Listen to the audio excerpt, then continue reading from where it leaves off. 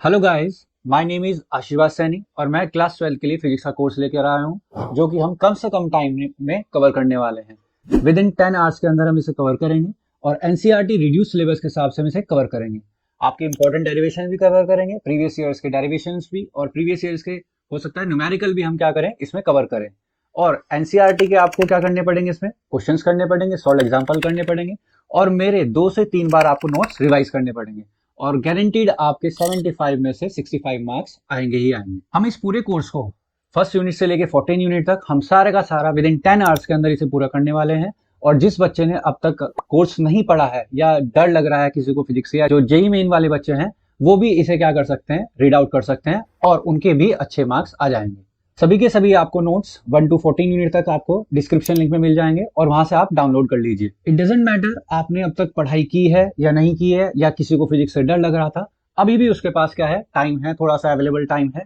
इसमें भी आप अगर रीड कर सकते हैं, नोट्स को 2-3 बार रिवाइज कर सकते हैं, एनसीईआरटी न्यूमेरिकल सॉल्व एग्जांपल्स कर सकते हैं, तो गारंटीड 65 मार्क्स आएंगे ही आएंगे। आज बहुत इंपॉर्टेंट चैप्टर पढ़ने वाले हैं, रे ऑप्टिक्स। जिसने पहले पढ़ा है या नहीं पढ़ा है वो भी इसे समझ जाएगा। आज रे ऑप्टिक्स कवर करेंगे हम विद इन 45 मिनट्स के अंदर। सबसे पहले इसमें टॉपिक आता है आपका रिफ्लेक्शन। रिफ्लेक्शन एक्चुअल होता क्या है? Bouncing back of light rays when incident on a hard surface. अगर कोई भी लाइट रेज हार्ड सरफेस पे इंसिडेंट होगी तो वहां से क्या होगी, बाउंसिंग बैक होगी, और इसी हम फिनोमिना को बोलते हैं रिफ्लेक्शन।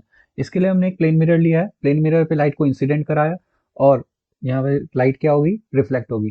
प्लेन मिरर पे एक नॉर्मल लाइन बनाई गई है।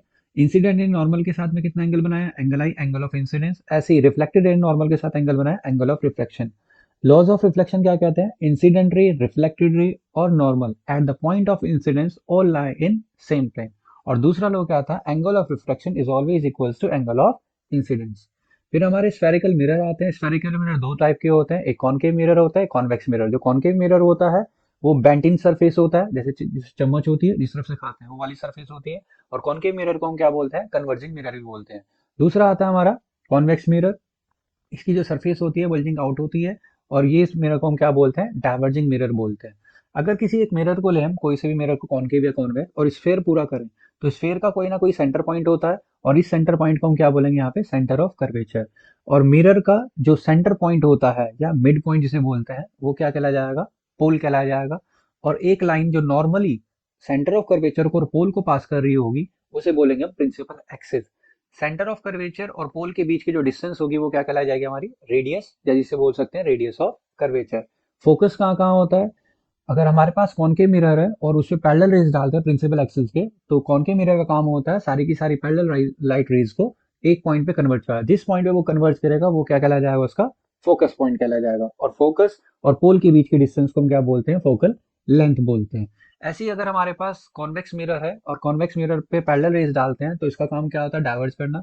लेकिन डाइवर्ज तो हो जाएंगी रेज, लेकिन ऐसा लगेगा वो अपीयर कहाँ पे हो रही है? एक पॉइंट पे मीट कर रही है। पीछे की तरफ जब एक्सटेंड करेंगे इन्हें तो एक पॉइंट पे मीट करेंगे जो क्या कहला जाएगा? फोकस। और पोल और फोकस के बीच की डिस्टेंस को फोकल लेंथ बोलते हैं।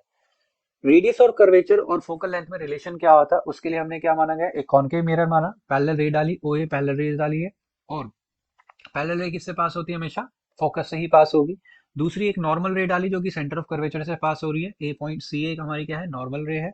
हम एक परपेंडिकुलर भी डालेंगे यहाँ से प्रिंसिपल एक्सिस पे, ए एन हमारा क्या होगा? परपेंडिकुलर होगा। हम एंगल मान के चलते हैं कि angle O A C equals to angle क्या होगा? क्यू ए सी, जिसे हम क्या मान रहे हैं? थीटा मान के चल रहे हैं। Angle of incidence equals to angle of reflection. और अगर एंगल ओ ए सी की बात करें तो वो किसके इक्वल होगा? एंगल पी सी ए के इक्वल होगा, जो कि ऑल्टरनेट एंगल बैठेगा। और एंगल जो ए एफ एन होगा वो क्या होगा? Twice of two theta, exterior angle of triangle A F C. अब एक ट्राइंगल लेके चलते हैं, इसमें triangle C N A. C N A triangle में हम क्या लगाएंगे? टेन थीटा लगाएंगे। टेन थीटा कितना आ जाएगा? A N upon C N आ जाएगा। और क्योंकि अपार्चर ऑफ मिरर क्या लेके चलते हैं? स्मॉल लेके चलते, पूरी ऑप्टिक्स में हम क्या लेके चलेंगे? मिरर या लेंस का जो अपार्चर होगा वो क्या होगा? हमारा बहुत स्मॉल होगा। तो अपार्चर ऑफ मिरर स्मॉल होने की वजह से यहाँ पे जो थीटा एंगल है वो भी स्मॉल होगा। और थीटा अगर बहुत ज्यादा स्मॉल होता है तो टेन थीटा की जो वैल्यू आएगी अब अप्रोक्सीमेटली किसके आ जाएगी? थीटा के इक्वल हो जाएगी। और साथ साथ जो पॉइंट एन है वो पॉइंट पी के क्या करेगा? बहुत क्लोजली लाई करेगा। तो हमारी जो सी एन वाली डिस्टेंस है वो अप्रोक्सीमेटली किसके इक्वल हो जाएगी?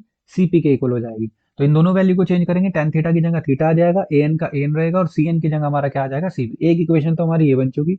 दूसरा हम ट्राइंगल लेके चलेंगे एफ एन ए। इसमें टेन टू थीटा लगाएंगे, टेन टू थीटा कितना आ जाएगा? A N upon F N आ जाएगा। फिर से tan 2 थीटा किसके इक्वल होगा, ट्वाइस ऑफ थीटा के, सॉरी ट्वाइस ऑफ थीटा के इक्वल होगा, और एफ एन की वैल्यू किसके इक्वल होगी, एफ पी के अप्रोक्सीमेटली इक्वल होगी, क्योंकि हमारा अपार्चर ऑफ मिरर क्या है, स्मॉल है, इस वजह से। तो 2 थीटा इक्वल्स टू कितना आ जाएगा, A N upon F P. First equation और सेकंड इक्वेशन का यूज करके हम वैल्यू पुट करेंगे, वैल्यू पुट करने के बाद हमारा ए एन से ए एन कैंसिल आउट हो जाएगा। सी से पी तक की जो डिस्टेंस है वो कितनी है, आर है, और एफ से पी तक की डिस्टेंस कितनी है, एफ है। क्योंकि हम मिरर के लेफ्ट साइड डिस्टेंस मेजर कर रहे हैं, तो लेफ्ट साइड मेजर करेंगे तो नेगेटिव होगी, और राइट साइड मेजर करेंगे तो पॉजिटिव होगी। दोनों की दोनों डिस्टेंस रेडियस ऑफ कर्वेचर और फोकल लेंथ लेफ्ट साइड है, तो दोनों क्या आएंगे, नेगेटिव आएंगे अकॉर्डिंग टू साइन कन्वेंशन। दोनों की वैल्यू पुट करेंगे तो यहाँ से रिलेशन हमारा आ जाएगा F equals to R by 2। तो हमारे हमेशा जो फोकल लेंथ होती है वो रेडियस ऑफ कर्वेचर की क्या होती है, हाफ होती है। नेक्स्ट आता है हमारा इसमें mirror formula. Mirror formula actual में होता क्या है, relation between image distance, object distance and focal length of a spherical mirror. तो हमारा इमेज डिस्टेंस, ऑब्जेक्ट डिस्टेंस और फोकल लेंथ में रिलेशन निकालना है, उसके लिए हमने कॉनकेव मिरर बनाया है।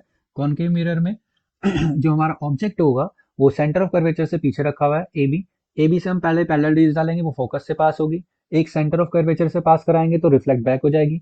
एक हमने पोल पे इंसिडेंट कराई है तो रिफ्लेक्ट होगी, लेकिन जितना एंगल उसने पोल के साथ बनाया होगा एंगल ऑफ इंसिडेंस, उतना ही एंगल ऑफ रिफ्लेक्शन बनाएगा। ये सारी की सारी रिफ्लेक्टेड रेज एक पॉइंट पे मीट होंगी, और यही हमारा क्या हो जाएगा, यहाँ पे इमेज आ जाएगी, जो कि आ जाएगी ए डैश बी डैश। और कॉनकेव मिरर से जो इमेज बन रही है वो कैसी बन रही है, रियल एंड इन्वर्टेड इमेज बन रही है। प्रूव करने के लिए हमने क्या डाला, यहाँ ई पॉइंट से एक प्रिंसिपल एक्सिस पे परपेंडिकुलर डाल दिया, ई एन परपेंडिकुलर होगा किस एक्सिस पे, प्रिंसिपल एक्सिस पे। एफ से पी तक की डिस्टेंस फोकल लेंथ कहलाई जाएगी, ए डैश से पी तक की डिस्टेंस हमारी वी कहलाई जाएगी, और ए से पी हमारी यू। वी यू हमारा ऑब्जेक्ट डिस्टेंस होगा, वी हमारा इमेज डिस्टेंस, और एफ क्या होगा, फोकल लेंथ। अब ट्राइंगल लेके चलते हैं हम। ट्राइंगल कौन कौन से लेके चल रहे हैं, पहले हम ए डैश बी डैश एफ और ट्राइंगल एन ई एफ, ये अपोजिट ट्राइंगल लेके चल रहे हैं। दोनों के दोनों क्या हो जाएंगे, सिमिलर। एक तो वर्टिकल अपोजिट एंगल आ जाएगा, एक 90-90 आ जाएगा। ये क्राइटेरिया से दोनों क्या हो जाएंगे, सिमिलर हो जाएंगे। सिमिलर अगर हो जाएंगे तो हम सिमिलरिटी का एक क्राइटेरिया लेके चलेंगे, A dash B dash upon E N equals to A dash F upon N F. और अपार्चर स्मॉल होने की वजह से मिरर का जो एन से एफ तक की डिस्टेंस है वो किसके इक्वल हो जाएगी, पी एफ, क्योंकि एन किसके लाई कर रहा होगा, पी के बहुत क्लोजली लाई कर रहा होगा। और साथ साथ जो हमारी ई एन की वैल्यू है वो किसके इक्वल होगी, ए बी के इक्वल। और ये क्यों होगी, distance between two parallel line क्या होती है, इक्वल होती है। दोनों वैल्यू को पुट करेंगे तो हमारा रिलेशन कुछ इस तरह से आ जाएगा, A dash B dash upon A B equals to A dash F upon P F. A dash F को हम क्या पुट कर सकते हैं, A dash P minus P F upon P F लिख सकते हैं। दूसरा हम ट्राइंगल लेके चलेंगे इसमें, ए बी पी और A dash B dash P, ये भी दोनों सिमिलर ट्राइंगल होंगे, और सिमिलरिटी क्राइटेरिया का यूज करेंगे यहाँ पे। तो आ जाएगा A dash B dash upon A B equals to A dash P upon A P. पहली इक्वेशन और दूसरी इक्वेशन जो बनेगी वो सिमिलर बन रही होगी, A dash B dash upon A B. तो दोनों को हम इक्वेट करेंगे, और इक्वेट करने के बाद इनकी सबकी क्या पुट करेंगे, वैल्यू पुट करेंगे साइन कन्वेंशन के बेसिस पे। जो चीजें कॉनकेव मिरर से लेफ्ट साइड में होंगी वो सारी नेगेटिव, और जो राइट साइड में होंगी वो पॉजिटिव। इस फिगर में सारी की सारी जो डिस्टेंसेज आ रही है वो क्या आ रही है, लेफ्ट साइड आ रही है, तो सारी की सारी डिस्टेंस वी यू और एफ हमेशा क्या रखेंगे, हम नेगेटिव रखेंगे। तो उनकी वैल्यू पुट करेंगे, ए डैश पी डैश की वैल्यू, ए डैश पी की वैल्यू कितनी हो जाएगी, माइनस वी, ए पी की value minus you, A dash P की वैल्यू माइनस वी, और पी एफ की वैल्यू माइनस एफ, और पी एफ की वैल्यू ये माइनस एफ। इन्हें सॉल्व करेंगे, सॉल्व करने के बाद हमारा रिलेशन क्या आएगा, क्रॉस मल्टीप्लाई करेंगे, और इस रिलेशन को हम किससे डिवाइड करेंगे, वो साइड यू वी एफ से इंडिविजुअली सबको डिवाइड कर देंगे, तो हमारा रिलेशन आएगा 1 upon F equals to 1 upon V plus 1 upon U. यही हमारा क्या होता है, रिलेशन होता है मिरर फॉर्मूला का। नेक्स्ट इससे रिलेटेड एक टॉपिक आता है लीनियर मैग्निफिकेशन। लीनियर मैग्निफिकेशन होता क्या है, ratio of size of image to the size of object. Ratio of size of image to the size of object. यहाँ पे साइज ऑफ इमेज क्या लिया गया है, h2, और साइज ऑफ ऑब्जेक्ट क्या लिया गया है, h1। या आप साइज ऑफ इमेज को आप i से डिनोट कर सकते थे, और साइज ऑफ ऑब्जेक्ट को आप o से भी डिनोट कर सकते हैं। तो m इक्वल्स टू क्या आ जाएगा, या तो h2 अपॉन h1 लिखेंगे या i अपॉन o लिखेंगे। एक और डेफिनेशन आती है यहाँ से, it is also defined as the ratio of image distance to object distance with negative sign, मतलब m equals to minus V by U. एक फॉर्मूला आपका ये भी आ जाता है। अगर आपको इसे प्रूव करना है तो ऊपर वाला जो कॉनकेव मिरर हमने बनाया था मिरर फॉर्मूले में, वही दोबारा बनाएंगे, और इसमें एक ट्राइंगल लिया था हमने, ट्राइंगल ए बी पी और triangle A dash B dash P. इन दोनों को फिर से सिमिलर करेंगे। सिमिलर करने के बाद हमारे क्राइटेरिया आ जाएगा, A B upon A dash B dash equals to A P upon A dash P. A B की वैल्यू कितनी है, h1 है। ये ए बी क्या है, हाइट ऑफ ऑब्जेक्ट है, जो कि प्रिंसिपल एक्सिस से ऊपर है इसलिए पॉजिटिव है, प्रिंसिपल एक्सिस से नीचे होती तो नेगेटिव। ए बी की वैल्यू तो पॉजिटिव h1, और A dash B dash height of image वो नीचे की तरफ आ रही है, तो हमने क्या माना, minus of h2। A B की वैल्यू कितनी है, u, माइनस ऑफ u आएगी साइन कन्वेंशन के बेसिस पे, और रेड एच पी की वैल्यू कितनी है v, और ये भी क्या आएगी माइनस साइन आएगी साइन कन्वेंशन के बेसिस पे। सॉल्व करके हमारा h2 अपॉन h1 की वैल्यू कितनी आ जाएगी माइनस वी बाई यू, और h2 अपॉन h1 को हम क्या बोलते हैं लीनियर मैग्निफिकेशन, तो m इक्वल्स टू हमारा आ जाता है माइनस के v बाई यू। ये हमारा क्या खत्म हो जाता है, रिफ्लेक्शन का पार्ट खत्म हो जाता है। नेक्स्ट हमारा पार्ट आता है इसमें रिफ्रैक्शन। अब ये रिफ्रैक्शन क्या होता है, रिफ्लेक्शन का मतलब होता है bending of light rays when going from one medium to another medium. जब एक मीडियम से दूसरे मीडियम में लाइट ट्रेवल करती है तो लाइट क्या हो जाती है, बेंड हो जाती है, और इस फिनोमेना को हम क्या बोलते हैं, रिफ्रैक्शन बोलते हैं। अब ये बेंड हो क्यों रही है, क्योंकि लाइट की जो स्पीड होती है वो अलग अलग मीडियम में अलग अलग होती है। जैसे एयर में क्या होती है 3 इंटू 10⁸ होती है, और ग्लास में 2 इंटू 10⁸ होती है, वाटर में 2.25 इंटू 10⁸ है। तो इतने चेंजेस की वजह से एक मीडियम से दूसरे मीडियम में हम जाएंगे तो इसमें स्पीड में क्या होगा, बहुत ज्यादा चेंज हो जाएगा, और इस चेंज होने की वजह से क्या हो जाती है, बैंडिंग, और इस फिनोमेना को हम क्या बोलते हैं, रिफ्रैक्शन बोलते हैं।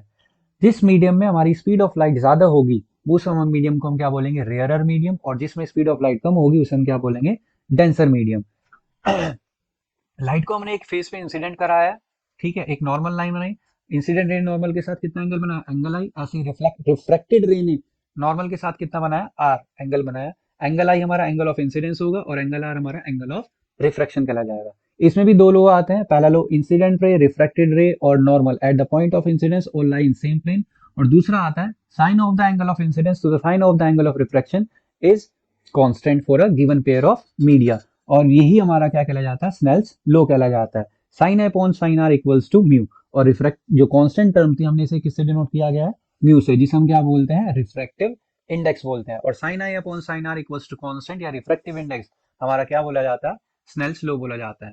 यहाँ पे लिखा हुआ है mu A to B, A to B का मतलब क्या होगा, refractive index of medium B with respect to A, और अगर बी इधर होता और ए यहाँ पे होता तो ये क्या बोला जाता है, refractive index of medium A with respect to B बोला जाता है। इसमें भी दो रिलेशन आते हैं, एक तो रिफ्रैक्टिव इंडेक्स का sine I upon sine R आ जाता है हमारा रिलेशन, दूसरा हमारा स्पीड की टर्म्स में आता है, वो क्या जाता है हमारा, the ratio of speed of light in vacuum to the speed of light in medium. और ये मीडियम वाटर ग्लास कुछ भी हो सकता है, अगर वैक्यूम से किसी और मीडियम में हम जा रहे हैं जैसे वाटर ग्लास में जा रहे हैं तो हमारा जो रिफ्रैक्टिव इंडेक्स है वो क्या जाएगा, एब्सोल्यूट रिफ्रैक्टिव इंडेक्स। इसका फॉर्मूला क्या आ जाएगा स्पीड के टर्म में, mu equal to C by V, C speed of light in vacuum और V speed of light in any medium. दूसरा हमारा एक और आता है relative refractive index. Relative refractive index actual में होता क्या है, ratio of speed of light in medium other than vacuum to the speed of light in another medium. मतलब जो पहला मीडियम है हमारा वो वैक्यूम नहीं होना चाहिए, दूसरे मीडियम से दूसरे मीडियम, मतलब ग्लास टू वाटर हो सकता है, या वाटर टू ग्लास होता है, या कैरोसिन टू आपका ग्लास हो सकता है, या ग्लास टू कैरोसिन हो, कुछ भी हो सकता है, लेकिन वैक्यूम नहीं होगा। तो ये हमारा क्या कहला जाता है, रिलेटिव रिफ्रैक्टिव इंडेक्स कहला जाता है, और इसका फॉर्मूला जाता है म्यू म्यू 1 to 2, मतलब कि refractive index of 2 with respect to 1 कितना हो जाएगा, v1 बाई v2, या अगर हम अपोजिट करें refractive index of 1 with respect to 2 निकालेंगे तो क्या आ जाएगा, v2 बाई v1। याद करने का सिंपल तरीका, जिस मीडियम में आप पहले थे उसकी स्पीड ऊपर आएगी, और जिस मीडियम में बाद में जा रहे हो उसकी स्पीड क्या आती है, नीचे आती है। अगर रिफ्रैक्टिव इंडेक्स बढ़ रहा होगा तो इसका मतलब है वेलोसिटी क्या हो रही होगी, कम हो रही होगी। हमने फॉर्मूला पढ़ाया ऊपर, mu equal to C by V, velocity कम है तो रिफ्रैक्टिव इंडेक्स ज्यादा होगा, वेलोसिटी ज्यादा है तो रिफ्रैक्टिव इंडेक्स कम। तो अगर ज्यादा रिफ्रैक्टिव इंडेक्स है तो वेलोसिटी कम होगी, और ये आपका डेंसर मीडियम कहला जाएगा। मतलब कि डेंसर मीडियम वो होता है जहाँ पे रिफ्रैक्टिव इंडेक्स ज्यादा होगा, और अगर रिफ्रैक्टिव इंडेक्स कम है तो वो आपका ऑप्टिकली रेयरर मीडियम कहला जाएगा। नेक्स्ट टॉपिक हमारा आता है लेटरल शिफ्टिंग या लेटरल डिस्प्लेसमेंट। लेटरल शिफ्टिंग और लेटरल डिस्प्लेसमेंट क्या होता है, हम एक स्लैब लेके चलेंगे, रेक्टेंगुलर स्लैब होगा, ग्लास स्लैब, रे को इंसिडेंट कराएंगे। जब denser medium sorry rarer medium से डेंसर मीडियम में लाइट ट्रेवल करती है तो क्या होती है, टुवर्ड्स द नॉर्मल जाती है, और डेंसर से अगर रेयर जाएगी तो अवे फ्रॉम द नॉर्मल। यहाँ पे रेयर टू डेंसर आ रही है तो टुवर्ड्स द नॉर्मल। यही वाली रे जो OQ वाली रे है अगर दोबारा बाहर जाएगी, ग्लास स्लैब से बाहर जाएगी तो डेंसर टू रेयर जाएगी, तो ये क्या आ जाएगी, अवे फ्रॉम द नॉर्मल। यहाँ पे अगर चेक करें तो AO तो हमारी क्या कहलाई जाएगी, हमारी इंसिडेंट रे, OQ हमारी रिफ्लेक्टेड है, और Q भी हमारी रे जो कहलाई जाएगी वो क्या कहलाई, इमर्जेंट रे कहलाई जाएगी। तो इंसिडेंट रे को जब एक्सीड करते हैं तो देखा जाता है कि इंसिडेंट रे और इमर्जेंट रे के बीच में क्या हो रहा है, शिफ्टिंग आ रही है। तो इस परपेंडिकुलर डिस्टेंस जो हमारी आती है इसे ही हम क्या बोलते हैं, लेटरल डिस्प्लेसमेंट या lateral shifting. The perpendicular distance between the incident and emergent ray is known as lateral shift.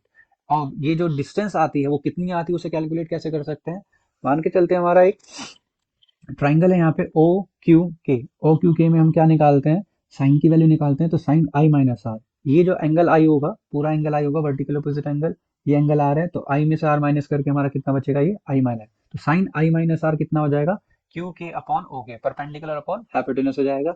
Q के की जो वैल्यू हो जाएगी वो कितनी हो जाएगी हमारे पास, डी हो जाएगी, जो क्यू के की वैल्यू है, और ओ क्यू की वैल्यू हमें कैलकुलेट करनी पड़ेगी। तो ओ क्यू की वैल्यू कैलकुलेट करने के बाद लिए हमें एक दूसरा ट्राइंगल लेना पड़ेगा, वो कौन सा होगा हमारे पास, ओ एन डैश और क्यू, ये एन डैश है यहाँ पे, ओ एन डैश क्यू हमें क्या लेना पड़ेगा, एक ट्राइंगल लेना पड़ेगा, और यहाँ पे कॉस आर की हम क्या निकालेंगे वैल्यू, कॉस आर क्या हो जाएगा हमारे पास, बेस अपॉन हाइपोटेनस हो जाएगा। और यहाँ पे जो ओ एन की वैल्यू है हमारे पास कितनी है, टी, जो कि थिकनेस ऑफ ग्लास स्लैब होगी, टी अपॉन ओ क्यू, यहाँ से ओ क्यू की वैल्यू निकालेंगे, टी अपॉन कॉस आर, और ओ क्यू की वैल्यू हम इक्वेशन फर्स्ट में शिफ्ट करेंगे, और तो हमारा रिलेशन आ जाएगा D equals to T upon cos R into sine I minus R. ये हमारा क्या आ जाता है, लेटरल डिस्प्लेसमेंट की वैल्यू आ जाती है। अब ये डी किस किस चीज पे डायरेक्टली डिपेंड करता है, एक तो थिकनेस ऑफ ग्लास स्लैब पे डिपेंड करेगा, अगर थिकनेस ऑफ स्लैब बढ़ रही है तो डी भी बढ़ेगा, एंगल ऑफ इंसिडेंस पे डिपेंड करेगा डायरेक्टली, और refractive index of glass slab पे डिपेंड करेगा। इनमें से अगर कोई भी चीज बढ़ रही होगी तो हमारा डिस्प्लेसमेंट भी क्या होती है, बढ़ रही होगी। नेक्स्ट इससे रिलेटेड एक दूसरा टॉपिक आता है real depth and apparent depth, जिसे हम नॉर्मल शिफ्टिंग बोलते हैं। जैसे कि हमने नॉर्मल भी देखा, जो पूल होते हैं तो हमें क्या दिखाई देते हैं, वो लेस डीप दिखाई देते हैं, मतलब कि जिनकी डेप्थ होती है वो कम दिखाई देती है, जबकि एक्चुअल में वो क्या होती है, ज्यादा होती है। तो हमें कंसिडर करके चलते हैं, एक कंटेनर कंसीडर करके चलते हैं जिसकी टोटल डेप्थ कितनी होगी, टी, जो रियल डेप्थ होगी टी होगी। हमने एक रे डाली, नीचे से ओ पॉइंट से रे निकल रही है, एक तो बिल्कुल परपेंडिकुलर, परपेंडिकुलर डालेंगे तो बिना किसी रिफ्रैक्शन या रिफ्लेक्शन के सीधी पास हो जाएगी। एक रे को हमने ओबी को ऑब्लिकली डाला, तो डेंसर मीडियम से जब रेयरर मीडियम जाएगी तो अवे फ्रॉम द नॉर्मल, और इस वाली रे को, बीसी वाली रे को जब एक्सीड कराएंगे तो एक पॉइंट आई पे क्या हो जाएगी, मीट हो जाएगी, और इसी पॉइंट पे, आई पॉइंट पे ये दोनों रे मीट कर रही है, मतलब कि इमेज कहाँ बन रही होगी, इस पॉइंट पे, आई पॉइंट पे इमेज बन रही होगी। तो मतलब जो ऑब्जेक्ट ओ की इमेज होगी वो आई पे क्या बन रही, इमेज बन रही होगी। तो इंसिडेंट रे ने हमारा कितना एंगल बनाया नॉर्मल के साथ में, एंगल आई, ऐसे रिफ्रैक्टेड रे ने हमारा एंगल कितना बनाया, सॉरी, रिफ्रैक्टेड रे ने नॉर्मल के साथ एंगल बनाया कितना, आर बनाया। ये वाला जो आर होगा और यहाँ पे जो एंगल ए आई बी आएगा, ये कॉरस्पॉन्डिंग एंगल होने की वजह से दोनों इक्वल हो जाएंगे। ऐसे ही हमारा जो एंगल ए ओ बी होगा वो किसके इक्वल हो जाएगा, एंगल आई के हो जाएगा, ऑल्टरनेट एंगल से। हमारी जो एपरेंट डेप्थ आ रही है वो कहाँ से कितनी आ रही है, ए टू आई तक ही हमें दिखाई दे रही है एपरेंट डेप्थ। तो शिफ्टिंग कितनी हुई, ये डी की शिफ्टिंग हुई, इसे ही हमें क्या करना है, कैलकुलेट करना है। उसके लिए हमने ट्राइंगल लिया ओ ए बी में साइन आई की वैल्यू निकालेंगे, A B upon O B. ऐसे ही हमने ट्राइंगल लिया आई ए बी, इसमें साइन आर की वैल्यू निकालेंगे, A B upon I B. Refractive index calculate करते हैं, refractive index of medium A with respect to calculate करते हैं बी के लिए, तो mu A B to A कितना आ जाएगा, sine I upon sine R. Sine I और साइन आर की वैल्यू पुट करेंगे, और ए बी से यहाँ पे ए बी कैंसिल आउट हो जाएगा, आई बी ऊपर चला जाएगा, ओ बी नीचे आ जाएगा, ये बचेगा। अब आई बी और ओ बी की हमें वैल्यू चाहिए, आई बी और ओ बी की वैल्यू कैसे निकालेंगे, सिंस अपार्चर ऑफ जो आई होगी जिससे हम देख रहे हैं is small, so the two ray A L and B L enter the eye if B lie very close to A. मतलब कि जो ये अपार्चर स्मॉल होने की वजह से ए एल वाली रे जो होगी और जो बी एल वाली रे होगी वो तभी यहाँ तक आएंगी, सॉरी बी सी वाली जो रे होगी वो तभी दिखाई देंगे अगर बी किसके क्लोज लाई कर रहा होगा, ए के क्लोज लाई कर रहा होगा। तो इस असम्पशन से हमारा क्या आ जाएगा, जो ओ बी होगा वो अप्रोक्सीमेटली ओ ए के इक्वल हो जाएगा, और जो आई बी होगा वो अप्रोक्सीमेटली ए आई के इक्वल हो जाएगा। तो हम रिफ्रैक्टिव इंडेक्स वाली टर्म में जो हमारी ओ बी और आई बी वैल्यू निकली थी उनकी जगह पुट कर देंगे, तो हमारा आ जाएगा refractive index A to B equals to O A upon A I. O A हमारी क्या है, आपकी रियल डेप्थ है, और ए आई हमारी क्या है, एपरेंट डेप्थ है। और डी की वैल्यू निकालने के लिए क्या करेंगे, real depth minus apparent depth, O A minus A I, O A को कॉमन लेंगे तो कितना आ जाएगा, 1 minus A I upon O ए। और ए आई अपॉन ओ ए की वैल्यू कितनी है हमारे पास, ये ओ ए अपॉन ए आई की वैल्यू तो यहाँ पे आ रहा है ए आई अपॉन ओ ए, तो इसे क्या कर देंगे, इन्वर्स कर देंगे, इन्वर्स करने के बाद हमारी वैल्यू आ जाएगी D equals to T bracket में 1 minus 1 upon refractive index B to A के लिए। तो ये हमारा आपका रिलेशन आ जाता है। यहाँ पे जो शिफ्टिंग होती है वो किस पे डिपेंड कर रही है, एक तो थिकनेस पे, थिकनेस ऑफ कंटेनर पे डिपेंड कर रही है, जितना पानी होगा उसके अंदर, और दूसरा रिफ्रैक्टिव इंडेक्स पे, जो वाटर का रिफ्रैक्टिव इंडेक्स है उस पर डिपेंड कर रहा है। नेक्स्ट हमारा टॉपिक आता है इसमें टोटल इंटरनल रिफ्लेक्शन। अभी टोटल इंटरनल रिफ्लेक्शन कौन सा फिनोमेना होता है, एक ऐसा फिनोमेना होता है जो डेंसर टू रेयरर मीडियम में होगा, और एंगल ऑफ इंसिडेंस अगर हमारा क्रिटिकल एंगल से ज्यादा आ रहा है तभी हमारा क्या हो सकता है, टोटल इंटरनल रिफ्लेक्शन होगा। और हमारा क्रिटिकल एंगल क्या होता है, एक ऐसा एंगल ऑफ इंसिडेंस जब एंगल ऑफ रिफ्लेक्शन क्या हो जाए, 90 हो जाए, उसे क्या बोलते हैं, क्रिटिकल एंगल। अगर हमारा angle of incidence critical angle से ज्यादा है तो जो रे होगी वो रिफ्लेक्ट ना होकर हमेशा क्या होगी, रिफ्लेक्ट होगी, जिसे हम क्या बोलते हैं, टी आई आर। एग्जाम्पल के थ्रू जैसे हमने एंगल, ये हमारा लाइन को इंसिडेंट कराया, रिफ्लेक्ट हो गई, फिर एंगल को धीरे धीरे हमने बढ़ाया तो और ज्यादा रिफ्लेक्टेड एंगल बन गया। अब एक एंगल ऐसा आया सी, जब एंगल ऑफ रिफ्रैक्शन क्या बन जाता है, 90, ये हमारा जो सी होगा वो क्या कहला जाता है, क्रिटिकल एंगल कहला जाएगा। और अगर इस एंगल से हमने ज्यादा कर दिया तो रिफ्रैक्शन नहीं होगा, रिफ्लेक्शन होगा। इस फिनोमेना को हम क्या बोलते हैं, T I R. Critical angle में रिलेशन और रिफ्रैक्टिव इंडेक्स में रिलेशन कैसे निकाल सकते हैं? स्नेल्स लॉ के हिसाब से हमारा रिफ्रैक्टिव इंडेक्स क्या होता है? Sine I upon sine R होता है। Refractive index of A with respect to B. A मतलब कौन सा मीडियम होगा? एयर वाला मान के चल रहे हैं, मतलब कि रेयरर मीडियम का रिफ्रैक्टिव इंडेक्स, और बी कौन सा है? डेंसर मीडियम का रिफ्रैक्टिव इंडेक्स है। तो जब आई सी के इक्वल हो जाएगा तो आर किसके इक्वल हो जाएगा? 90 के इक्वल हो जाएगा। दोनों वैल्यू पुट करेंगे तो हमारा refractive index of A with respect to B कितना आ जाएगा? Sine C upon sine 90। Sine 90 की वैल्यू 1 होती है और हमारा रिलेशन इक्वल्स टू क्या आ जाएगा? Sine C. और हम refractive index B to A के लिए निकाल रहे हैं, मतलब refractive index of B with respect to अगर ए निकाल रहे हैं तो कितना आ जाएगा? 1 अपॉन साइन सी आ जाएगा। ये हमारा रिलेशन आता है। टी आई आर की वो एप्लीकेशन आती है, एक एप्लीकेशन में यूज होता है कि हम रे को 90 डिग्री तक क्या कर सकते हैं? डेविएट। तो उसके लिए हमारे पास एक रेगुलर प्रिज्म है जिसमें एक एंगल 90 और दो एंगल क्या होंगे? 45। पहले हमने परपेंडिकुलर डाला, जब परपेंडिकुलर डालेंगे विदाउट रिफ्लेक्शन सीधी रह जाएगी, और यहाँ से जो एंगल ऑफ इंसिडेंस मतलब कि 45 यहाँ बन रहा है वो हमेशा प्रिज्म के क्रिटिकल एंगल से क्या होगा? ज्यादा ही होगा। अप्रोक्सीमेटली जो क्रिटिकल एंगल होता है 42 समथिंग होता है इसका। तो 45 angle of incidence critical angle से ज्यादा है तो मतलब कि रिफ्लेक्ट ना होकर रे क्या करेगी? रिफ्लेक्ट होगी, और angle of incidence angle of reflection के इक्वल होगा। तो 45 कितना आ गया? 90। तो एंगल ऑफ डेविएशन जो आ रहा है वो 90 डिग्री आ रहा है। ऐसे ही हम 180 डिग्री डेविएशन भी कर सकते हैं। तो रे को हमने बिल्कुल परपेंडिकुलर लाया, परपेंडिकुलर डालने के बाद नॉर्मल के साथ वो कितना बनाएगा एंगल? ये 45 बनेगा। फिर यहाँ पे फिर से वही आ जाएगा, angle of incidence critical angle से ज्यादा होगा तो फिर से क्या होगा? रिफ्लेक्शन हो जाएगा, दूसरे फेस पे रह जाएगी। फिर से यहाँ पे जो एंगल बन रहा होगा 45 वो भी एंगल ऑफ इंसिडेंस क्या है? क्रिटिकल एंगल से ज्यादा है। फिर से यहाँ पे क्या होगा? रिफ्लेक्शन। एक बार 90 डिग्री का यहाँ पे हुआ और एक बार 90 डिग्री का यहाँ पे। तो टोटल ओवरऑल रे कितना हो गया? 180 डिग्री। मतलब रे जा ऐसे रही थी और वापस ऐसे आ रही, तो 180 डिग्री का क्या आ रहा है इसमें? डेविएशन आ रहा है। नेक्स्ट हमारा एक टॉपिक आता है इसमें, ऑप्टिकल फाइबर ही आता है, जो कि इसकी टीआईआर की एप्लीकेशन है। ऑप्टिकल फाइबर जनरली हम कहाँ यूज करते हैं? सिग्नल्स में, ऑडियो सिग्नल्स को ट्रांसमिट करने में या वीडियो सिग्नल्स को ट्रांसमिट करने में यूज करते हैं इफेक्टिव मैनर में। Optical fibre consist of thousand of strand of very small quality of glass और quartz of refractive index about 1.7। किससे बनता है? बहुत सारे स्ट्रैंड्स होते हैं जो कि फाइन क्वालिटी के होते हैं, ग्लास या क्वार्ट्ज के होते हैं, जिनका रिफ्रैक्टिव इंडेक्स अप्रोक्स 1.7 होता है। और इन स्ट्रैंड्स के ऊपर एक कोटिंग होती है जो कि लोअर रिफ्रैक्टिव इंडेक्स की कोटिंग होती है, जिसका रिफ्रैक्टिव इंडेक्स अबाउट 1.5 होता है। When light is incident, it get refracted and get incident on the face of the fiber and coating। मतलब कि जैसे हमारे यहाँ से रे को हम इंसिडेंट कराएंगे इंटरफेस पे, तो यहाँ से तो एक बार तो क्या होगा? रिफ्रैक्शन होगा।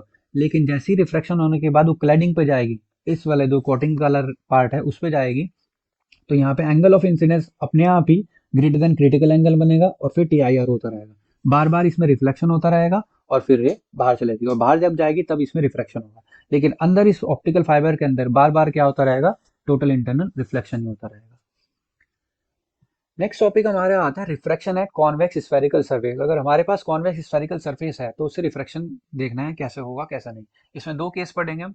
When object lies in rarer medium and image formed is real। Object rare medium में, और एक केस पढ़ेंगे जब ऑब्जेक्ट डेंसर मीडियम में होगा।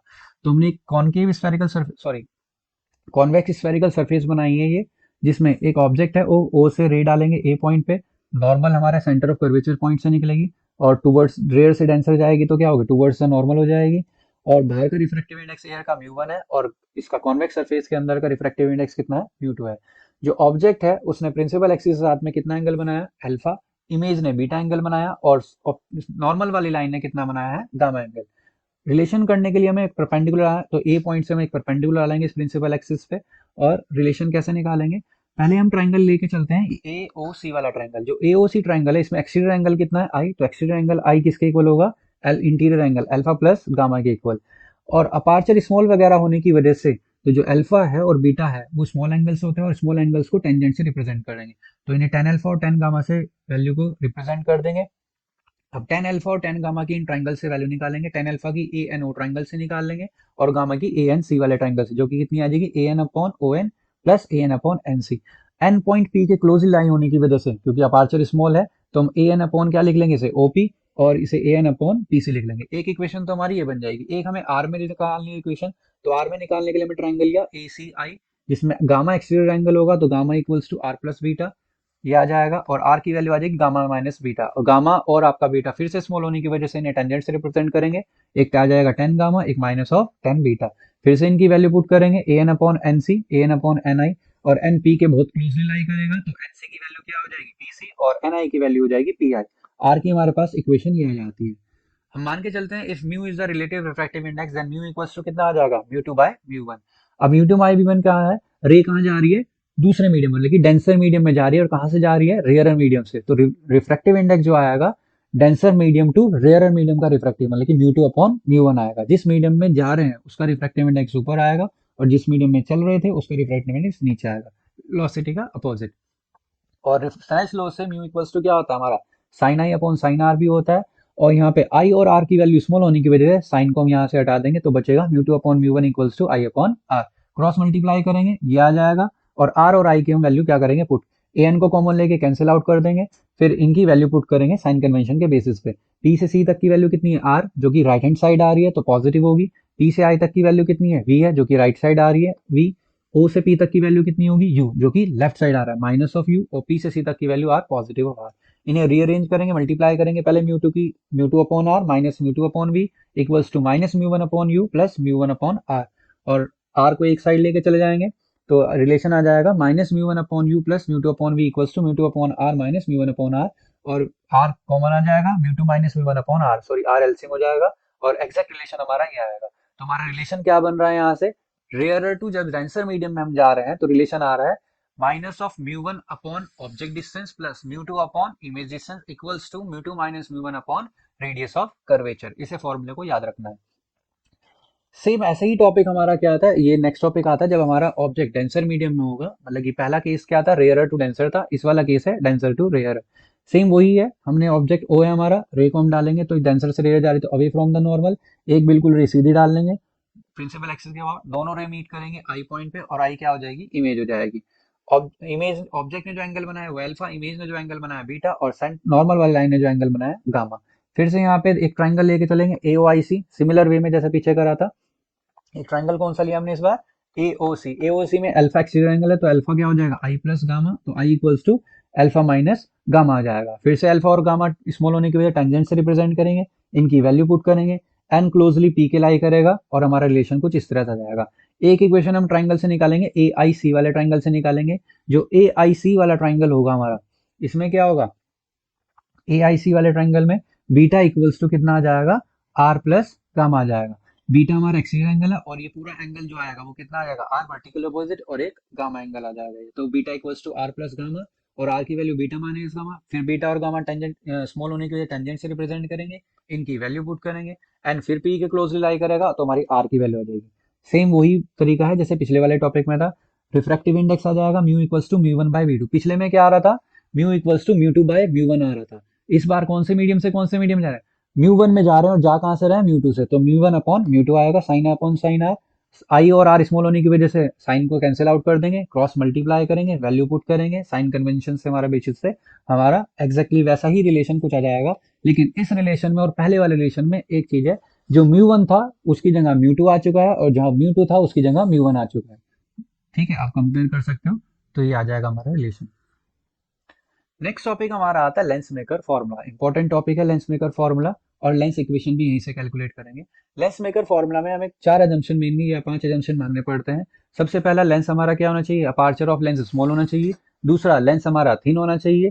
ऑब्जेक्ट हमारा पॉइंट ऑब्जेक्ट होना चाहिए। और इंसिडेंट और रिफ्रेक्टेड रेज जो बनाएंगे, एंगल बनाएंगे, एंगल आई या एंगल आर जो भी बना रहे हैं वो स्मॉल एंगल होने चाहिए। फिगर हमारी ये है, हमने एक लेंस बनाया, कॉन्वेक्स लेंस बनाया है हम, और रिफ्रैक्टिव इंडेक्स लेंस का म्यू टू है, और बाहर का कितना लेके चल रहे हैं, म्यू वन लेके चल रहे हैं। ऑब्जेक्ट हमारा पॉइंट ऑब्जेक्ट ओ पे है, जो पहली रे सरफेस पे डाली X P one Y surface पे डाली, ये पहले रिफ्रैक्ट होगी और दोबारा एक्स पी टू वाई से रिफ्रैक्ट होगी, ये बन जाएगी हमारी इमेज बन जाएगी।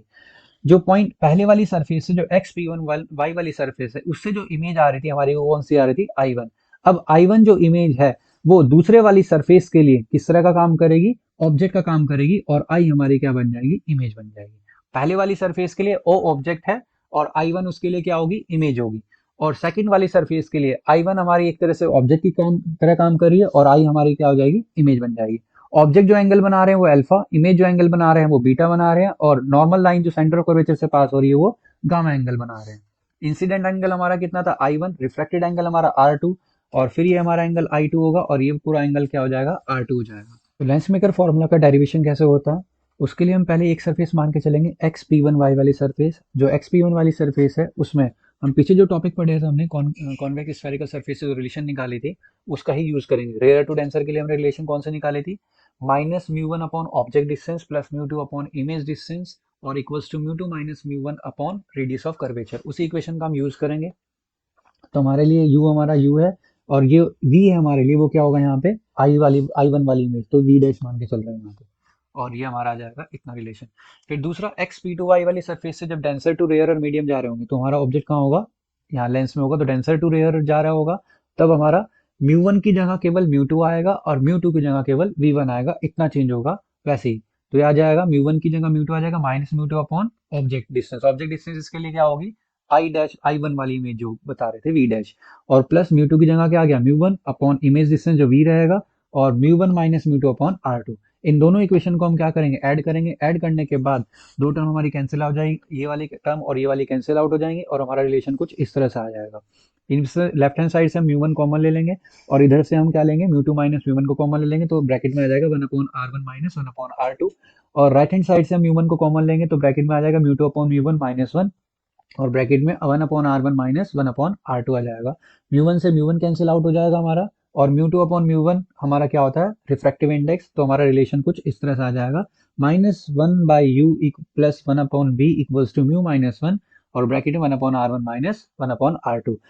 जब ऑब्जेक्ट इन्फिनिटी पे होगा तो हमारा जो इमेज होगी वो हमेशा क्या बनेगी, फोकस बनेगी। तो u की वैल्यू इन्फिनिटी और v की वैल्यू को f पुट करेंगे थर्ड इक्वेशन में, तो हमारा कुछ रिलेशन ये आ जाएगा। और दोनों इक्वेशन को, थर्ड और फोर्थ को अगर हम कंपेयर करें तो राइट साइड मैच हो रही है, तो रिलेशन क्या आ जाता है, 1 upon F equals to 1 upon V minus 1 upon U. ये हमारी जो रिलेशन आई है ये लेंस इक्वेशन कहला जाती है। और जो हमारी फोर्थ इक्वेशन आई थी 1 upon F equals to mu minus 1 1 upon r1 minus 1 upon r2, ये हमारी क्या हो जाती है, लेंस मेकर फॉर्मूला की इक्वेशन हो जाती है। तो बहुत ईजी है ये पढ़ लेना। नेक्स्ट हमारा टॉपिक आता है power of lens. Power of lens क्या होता है, ability of a lens to converge और diverge the rays of light incident on it is called power of lens.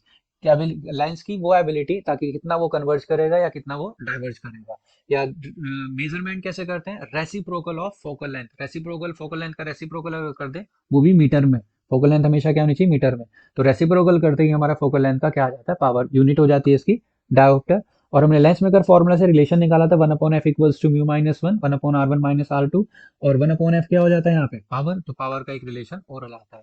अगर हमारा कन्वर्जिंग लेंस है तो कन्वर्जिंग लेंस से पावर क्या आती है, हमेशा पॉजिटिव पावर आएगी, और डाइवर्जिंग के लिए जो पावर आती है वो हमेशा नेगेटिव आती है। फिर अगर दो लेंस को आपस में क्लोज करके रख दिया, जिसे इक्विवेलेंट कॉम्बिनेशन लेंस बोलते हैं, तो इनके लिए फोकल लेंथ की वैल्यू या पावर कितनी आती है, दो लेंस लिए हमने, एक L1 और एक L2, और ऑब्जेक्ट होगा, पहले वाले लेंस से रेज इंसिडेंट होगी, फिर रिफ्रैक्शन होगी, फिर दूसरे वाला लेंस क्या करे, रिफ्रेक्ट करेगा। और पहले वाले लेंस के लिए तो आई डैश इसकी क्या होगी, इमेज होगी, और आई डैश जो इमेज होगी वो दूसरे वाले लेंस के लिए क्या करेगा, ऑब्जेक्ट की तरह काम करेगा, और इमेज आएगी आई। तो पहले वाले लेंस के लिए u ऑब्जेक्ट डिस्टेंस है और v डैश क्या है, इमेज डिस्टेंस है, और दूसरे वाले लेंस के लिए v डैश ऑब्जेक्ट डिस्टेंस है और v हमारी क्या है, इमेज डिस्टेंस। तो पहले वाले लेंस के लिए लेंस इक्वेशन लगाएंगे, फिर दूसरे वाले लेंस के लिए लेंस इक्वेशन लगाएंगे, और हमारा रिलेशन कुछ इस तरह से आ जाएगा। दोनों इक्वेशन को हम ऐड करेंगे, ऐड करने से हमारा क्या आ जाएगा, 1 upon V dash minus 1 upon V dash cancel out हो जाएगा, और रिलेशन हमारा ये आ जाएगा 1 upon F equals to 1 upon f1 plus 1 upon f2 आ जाएगा। इससे पता क्या लगता है, अगर हमारे, और हम 1 अपॉन एफ को क्या लिख सकते हैं, पावर, तो पावर इक्वल्स टू क्या आ जाएगा, p1 प्लस p2। मतलब कि हमारे पास अगर पावर्स हैं 3-4 power p1 p2 p3 and so on है, तो आप पावर को क्या कर देंगे, ऐड। बस यह याद रखना है, कन्वर्जिंग के लिए पावर पॉजिटिव होगी और डाइवर्जिंग लेंस के लिए पावर नेगेटिव होगी। ऐसी मैग्निफिकेशन अगर हमारे पास है m1 m2 m3 मैग्निफिकेशन जो है लेंस के लिए, लेंस का मैग्निफिकेशन क्या होता है, v अपॉन u होता है। माइनस साइन केवल मिरर में आता है, इसमें खाली v अपॉन u होता है। तो मैग्निफिकेशन में हम क्या है, टोटल मैग्निफिकेशन निकालना है अगर पूरे सिस्टम का, तो मैग्निफिकेशन को हम क्या कर देंगे, मल्टीप्लाई कर देंगे। और अगर दो लेंसेज कुछ इस तरह से रखे हुए हैं कि एक लेंस यहाँ पे है और दूसरे लेंस के बीच में गैप है, और गैप मान लो x डिस्टेंस का गैप है, तो आपकी जो फोकल लेंथ आएगी निकल के वो कितनी आएगी, 1 upon F equals to 1 upon f1 plus 1 upon f2 minus x upon f1 f2। जो x होगा यहाँ पे वो distance between the two lenses होगी। नेक्स्ट हमारा जो टॉपिक आता है वो हमारा क्या आता है, प्रिज्म आता है। प्रिज्म के केसेस में हम क्या पढ़ते हैं, प्रिज्म आ जाता है हमारा रिफ्रैक्शन थ्रू अ प्रिज्म। सबसे पहले आता है रिफ्रैक्शन। अगर हमारे पास एक प्रिज्म है जो कि हमने क्या माना हुआ है, ए बी सी माना हुआ है, और एंगल ऑफ प्रिज्म कितना है, ए है, हमने एक रे को डाला यहाँ पे, पी क्यू रे को डाला, नॉर्मल से क्या हो जाएगी, बेंड हो जाएगी, और फिर इमर्जेंट रे हमारी बाहर आ जाएगी आर से एस की तरफ। जब इंसिडेंट रे को एक्सीड कराएंगे और जब इमर्जेंट रे को पीछे की तरफ बैकवर्ड लेके जाएंगे, तो दोनों के बीच में क्या बन रहा होगा, एक एंगल बन रहा होगा, इस एंगल को क्या बोला जाता है, angle of deviation. Incident angle हमारा I1 है, रिफ्रैक्टेड एंगल पहले वाला कितना है, R2 है, और इमर्जेंट एंगल हमारा कितना है, E है। तो पहले हम केस लेके चलते हैं, जो टी क्यू आर की वैल्यू हो जाएगी वो कितनी आ जाएगी, आई माइनस ऑफ आर वन। पूरा एंगल आई होगा, आर वन माइनस करेंगे तो आई माइनस आर वन, और दूसरा एंगल जो टी आर क्यू है वो कितना हो जाएगा, ई माइनस ऑफ आर टू हो जाएगा। फिर जो टी क्यू आर वाला ट्राइंगल है हमारे पास, उसमें एक्सटीरियर एंगल हमारा डेल्टा आ रहा है, और डेल्टा कितना हो जाएगा, इंटीरियर एंगल का सम। दोनों की वैल्यू पुट करेंगे, और वैल्यू पुट करने के बाद डेल्टा इक्वल्स टू क्या आ जाएगा, I plus E minus of R one plus R two bracket में। फिर R1 और R2 की वैल्यू निकालने के लिए हम ट्राइंगल क्या लेके चलेंगे, क्यू आर ट्राइंगल लेके जाएंगे। एंगल सम प्रॉपर्टी से कितना आ जाएगा, R1 plus R2 plus angle Q R equals to 180 degree. एक हमारा क्वाड्रिलेटरल बनेगा, यहाँ पे कितना कौन सा quadrilateral, A Q O R. तो पहले वाले एंगल, एक तो एंगल ए रहेगा, एक एंगल 90 डिग्री होगा यहाँ पे नॉर्मल लाइन की वजह से, एक एंगल आ जाएगा आपका क्यू आर, एक फिर से एंगल नॉर्मल की वजह से 90 हो जाएगा, और टोटल सम कितना हो जाएगा 360। सोल्व करने के बाद हमारे पास A plus angle plus Q R equals to 180। Second और थर्ड इक्वेशन को हम सॉल्व करेंगे। सॉल्व करने के बाद हमारा रिलेशन कुछ इस तरह से आ जाएगा, A equals to R one plus R two, और ए की वैल्यू को हम इक्वेशन फर्स्ट में यूज करेंगे। R one plus R two की जगह हम क्या पुट कर देंगे, ए पुट कर देंगे। जो हमारा रिलेशन आएगा वो आएगा delta plus A equals to I plus E, मतलब कि angle of deviation plus angle of prism equals to sum of angle of incidence plus angle of emergency, ये रिलेशन आ जाएगा। एक केस हमारा आता है रिफ्रैक्टिव इंडेक्स ऑफ प्रिज्म, जिसमें हमें रिफ्रैक्टिव इंडेक्स का फॉर्मूला ये प्रूव करना पड़ता है। उसके लिए हम क्या करते हैं, एक कंडीशन आती है मिनिमम डेविएशन पोजीशन। वो क्या होती है, if angle of incidence is increased gradually the angle of deviation first decreases and then start increasing। जब एंगल ऑफ इंसिडेंस बढ़ाएंगे पहले वो डिक्रीज होगा और बाद में वो इंक्रीज। एक पॉइंट ऐसा आएगा, एक एंगल ऑफ इंसिडेंस ऐसा आएगा जब एंगल ऑफ डेविएशन सबसे मिनिमम होगा, उस केस को हम क्या बोलते हैं, मिनिमम डेविएशन पोजीशन बोलते हैं। और मिनिमम डेविएशन पोजीशन पे आई ई के इक्वल हो जाता है, आर वन और आर टू इक्वल हो जाएंगे, और डेल्टा इक्वल्स टू क्या आ जाएगा, डेल्टा एम के इक्वल हो जाएगा। तो अगर ये इक्वेशन फर्स्ट का अगर हम यूज करें तो उसमें वैल्यूज पुट करें, तो डेल्टा डेल्टा की जगह डेल्टा एम, ए का ए रहेगा, आई की जगह आई, और ई की जगह आई, और यहाँ से सॉल्व करके हम आई की वैल्यू निकालेंगे। सिमिलर वे में हम इक्वेशन फोर्थ का यूज करेंगे। इक्वेशन फोर्थ क्या थी, A equals to R one plus R to.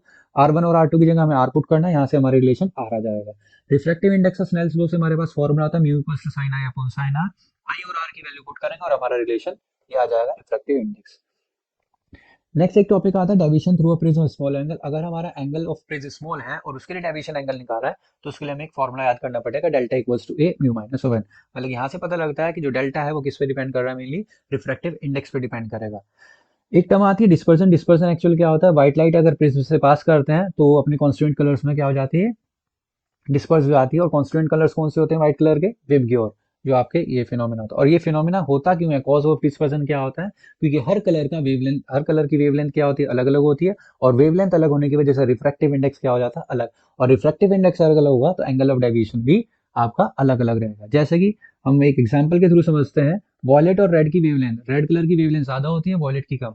तो वॉयलेट की वेवलेंथ कम है तो उसके लिए रिफ्रैक्टिव इंडेक्स ज्यादा होगा, रेड का रिफ्रैक्टिव इंडेक्स कम होगा। जिसका रिफ्रैक्टिव इंडेक्स ज्यादा होगा उसका एंगल ऑफ डेविएशन भी ज्यादा होगा। तो मतलब कि वॉयलेट कलर का डेविएशन एंगल ज्यादा, इसीलिए वजह सबसे नीचे आती है, और रेड कलर लीस्ट डेविएटेड होने की वजह से सबसे टॉप पे आता है। फिर नेक्स्ट आता है आपका scattering of light. Scattering of light क्या होता है, spreading of light in various random directions. और वेरियस रैंडम डायरेक्शन में कितनी स्कैटरिंग हो रही है, कितना अमाउंट ऑफ स्कैटरिंग हो रही है, वो वेवलेंथ पे डिपेंड करता है। ये फिनोमेना वहाँ यूज होता है, इसे रेली की लॉ ऑफ स्कैटरिंग भी बोलते हैं। और ये फिनोमेना कहाँ यूज होता है, स्काई ब्लू होता क्यों है, रन सन रेड कलर का क्यों होता है, वहाँ यूज होते हैं। तो स्काई ब्लू क्यों होता है, स्काई ब्लू होता क्यों है, क्योंकि वेवलेंथ ब्लू कलर की कम होती है तो अमाउंट ऑफ स्कैटरिंग ज्यादा होती है, इसी वजह से हमें स्काई ब्लू नजर आता है। ये आपके टॉपिक खत्म हो जाते हैं।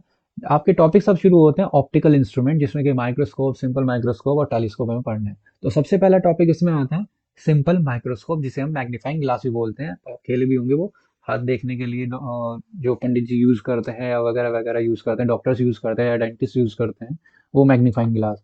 ये होता क्या है, एक सिंपल कॉन्वेक्स लेंस होता है जिसकी शॉर्ट फोकल लेंथ होती है, और मैग्नीफाइड इमेज को फॉर्म करता है, स्मॉल ऑब्जेक्ट को मैग्नीफाइड कर देता है। इसे सिंपल माइक्रोस्कोप भी बोल सकते हैं या मैग्नीफाइंग ग्लास भी बोल सकते हैं। इसमें होता है प्रिंसिपल क्या है, when small object is placed between C and F. C हमारा क्या होगा, सेंटर ऑफ ऑप्टिकल सेंटर होगा, और एफ फोकल लेंथ होगी या फोकस होगा। It's virtual erect and magnified image is formed on same side of lens. ये हमने इमेज ड्रॉ की हुई है, इसकी इमेज ये लेंस है, और सी और एफ के बीच में ऑब्जेक्ट रखा है। पहले पैरेलल रे डालेंगे तो फोकस से पास होगी, एक रे को ऑप्टिकल सेंटर से, दोनों रे डाइवर्ज करिए, पीछे जब मीट कराएंगे तो सेम साइड ऑफ लेंस पे ये मीट हो जाएंगे, ए डैश बी डैश क्या हो जाएगी, इमेज। और इसमें अब निकालते क्या है, मैग्नीफाइंग पावर निकालते हैं। मैग्नीफाइंग पावर एक्चुअल में होता क्या है, it is defined as the ratio of the angle subtended by the image to the angle subtended by the object when both lie at least distance of distinct vision. इसमें दो case चलेंगे, जब हमारा जो इमेज होगी वो least distance of distinct vision पे बन रही होगी और दूसरा हमारा इन्फिनिटी है। पहला हम केस पढ़ते हैं when image is formed at infinity. तो इन्फिनिटी डिस्टेंस हमारी मान लेते हैं यहाँ पे ए डैश बी डैश, जहाँ पे इमेज है, इमेज ने जो एंगल बनाया है वो कितना बनाया है, बीटा। अब इस ऑब्जेक्ट को भी हमें least distance of distinct vision पे ले जाना पड़ेगा, जिसे हमने क्या मान लिया यहाँ पे ए डैश की, और इसने जो एंगल बनाया वो मान लेते हैं अल्फा। तो मैग्नीफाइंग पावर के फॉर्मूले से m इक्वल्स टू क्या होता है, बीटा अपॉन अल्फा। बीटा और अल्फा स्मॉल होने की वजह से इन्हें टेंजेंट से रिप्रेजेंट करेंगे, tan beta upon tan alpha. Tan beta और टेन अल्फा की वैल्यू निकालेंगे, टेन बीटा आ जाएगा ए बी अपॉन ए सी और टेन अल्फा आ जाएगा A dash Q upon A dash C. A dash Q किसके इक्वल है, हमारा ए बी के इक्वल है। ए बी से ए बी कैंसिल आउट हो जाएगा, ए डैश सी ऊपर जाएगा, सी ए नीचे आ जाएगा। ये हमारा मैग्नीफाइंग पावर यहाँ से आ जाएगी। साइन कन्वेंशन से इनकी वैल्यू पुट करेंगे, ए डैश सी की वैल्यू कितनी होगी, माइनस डी, और ए सी की वैल्यू माइनस, माइनस से माइनस कट जाएगा तो हमारा एम की वैल्यू आ जाएगी डी अपॉन यू आ जाएगी। लेंस इक्वेशन लगाएंगे, लेंस इक्वेशन क्या आ जाती है हमारी, one upon B minus one upon U equals to one upon F. Sign convention लगाएंगे, बी इसमें क्या होगा, लेफ्ट साइड आ रहा है तो वी को हमने माइनस डी से डिनोट किया हुआ है, यू हमारा भी लेफ्ट साइड है तो ये क्या होगा, माइनस माइनस पॉजिटिव हो जाएगा। और फोकस किधर होती है, फोकल लेंथ किधर होती है, कॉन्वेक्स लेंस की राइट साइड मेनली मानते हैं, तो राइट साइड में पॉजिटिव आएगी। इसमें डी से मल्टीप्लाई करेंगे बोथ साइड, तो डी से डी कैंसिल आउट हो जाएगा, डी अपॉन यू को हम कैपिटल एम से डिनोट कर देंगे, अभी रिलेशन निकाला था ऊपर, तो यहाँ से एक्जैक्टली हमारी कैपिटल एम की वैल्यू आ जाती है one plus D upon F. ये हमारा मैग्नीफाइंग पावर हो जाती है, जिसे हम एंगुलर मैग्निफिकेशन भी बोलते हैं। एक दूसरा केस जो बताया था अभी, when image is formed at infinity, जब इन्फिनिटी पे हो रही होगी तो इन्फिनिटी के जब इमेज बनती है वो ऑब्जेक्ट को कहाँ रखना पड़ेगा, फोकस पे रखना पड़ेगा। तो इस बार हमने ऑब्जेक्ट को फोकस पे रखा, पैरेलल रे डालेंगे, फोकस से पास होगी, ऑप्टिकल सेंटर से कराएंगे, वही दोनों रे पैरेलल चलेंगे, पीछे एक्सीड करोगे तब भी पैरेलल चलेंगे। ऑब्जेक्ट इस बार हमारा कहाँ है, least distance of distinct vision पे ही है, लेकिन इमेज कहाँ है हमारी, इन्फिनिटी पे। तो डेफिनेशन में, मैग्नीफाइंग पावर की डेफिनेशन में चेंज क्या आएगा, it is defined as the ratio of angle subtended by the image situated at infinity to the angle subtended by object lie at least distance of distinct vision। Object हमारा D पे लाई कर रहा है और image हमारी infinity पे लाई कर रही है।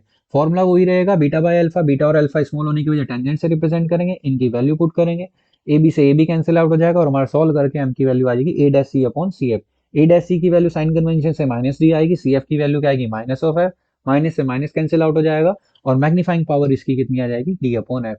तो जब डी पे इमेज बन रही होगी least distance of distinct vision पे, तो मैग्निफिकेशन आता है one plus D upon F, और जब आपका इन्फिनिटी पे बन रही होगी तो ये वन वाला फैक्टर कैंसिल आउट हो जाएगा और बचेगा m equals to D upon F.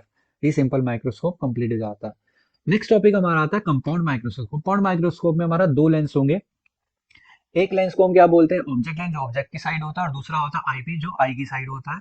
जो ऑब्जेक्ट लेंस होता है वो शॉर्ट अपार्चर होता है और शॉर्ट ही उसकी क्या होती है, फोकल लेंथ होती है। और जो आई पीस होता है उसका अपार्चर तो लार्ज होता है लेकिन फोकल लेंथ उसकी भी शॉर्ट होती है। ऑब्जेक्ट जो लेंस होगा ऑब्जेक्ट की तरफ, आई पीस जो होगा वो आई की तरफ होगा, दोनों की फोकल लेंथ शॉर्ट होती है और ऑब्जेक्टिव का अपार्चर शॉर्ट होता है और आपका आई पीस का अपार्चर ज्यादा होता है।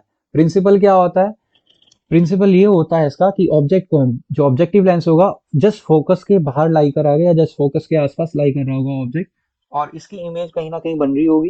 ये जो इमेज इसकी पहले ऑब्जेक्ट लेंस की जो इमेज बन रही होगी वो एज ए ऑब्जेक्ट की तरह काम करेगी आई लेंस के लिए। तो प्रिंसिपल क्या कहता है इसका, when a small object is placed just outside the focus of object lens, its real inverted and magnified image is produced on the other side of lens। AB की जो image बन रही है वो कहाँ बन रही है, A डैश B डैश बन रही है, और the image produced by object lens act as object for eye lens, और जो इमेज है वो दूसरे वाले लेंस के लिए ऑब्जेक्ट की तरह काम करेगी। और distance of object from object lens is so adjusted that final image is formed at D। और हमें ऐसे एडजस्ट करना है ऑब्जेक्ट लेंस को ऑब्जेक्ट से ताकि जो फाइनल इमेज बन रही हो वो कहाँ बन रही हो, लीस्ट डिस्टेंस ऑफ डिस्टिंक्ट। इसमें भी दो केस चलेंगे, जब हमारी image least distance of distinct vision पे बन रही होगी और एक बार इन्फिनिटी पे। तो डायग्राम आपका ये है। मैग्नीफाइंग पावर का फॉर्मूला क्या हो जाएगा, it is defined as the ratio of angle subtended by the image to the angle subtended by the object when both lie at infinity. दोनों के दोनों, सॉरी इन्फिनिटी नहीं, least distance of distinct vision. It is defined as the ratio of angle subtended by the image to the angle subtended by object when both lie at least distance of distinct vision.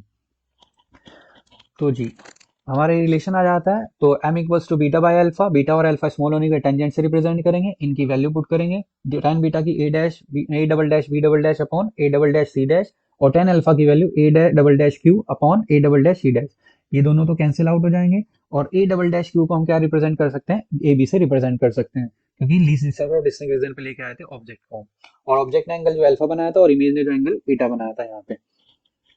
इस equation में हम क्या करते हैं, multiply और divide करते हैं A dash B dash से और फिर रीअरेंज करते हैं। रीअरेंज कुछ ऐसे हुआ, A double dash upon A dash B dash into A dash B dash upon A B, और A double dash upon A dash B dash ये क्या आ रहा है, height of image to the height of object, किसके लिए, eyepiece lens के लिए, जिसे हम लीनियर मैग्निफिकेशन बोलेंगे। और ये आ रहा है A dash B dash upon A B, ये आ रहा है height of image to the height of object lens के लिए, जिसे linear magnification of object lens बोलेंगे, एम ई इंटू एम। इन दोनों की वैल्यू कैलकुलेट करेंगे। एम नॉट की वैल्यू तो डायरेक्टली हमें फॉर्मूला पता है, V not upon U not, और एम ई का भी फॉर्मूला हमें पता होता है, वी अपॉन यू ई, लीनियर मैग्निफिकेशन का बेसिकली फॉर्मूला होता है। अब आई लेंस के लिए हम इक्वेशन लगाएंगे, lens equation 1 upon V minus 1 upon U equals to 1 upon F ई।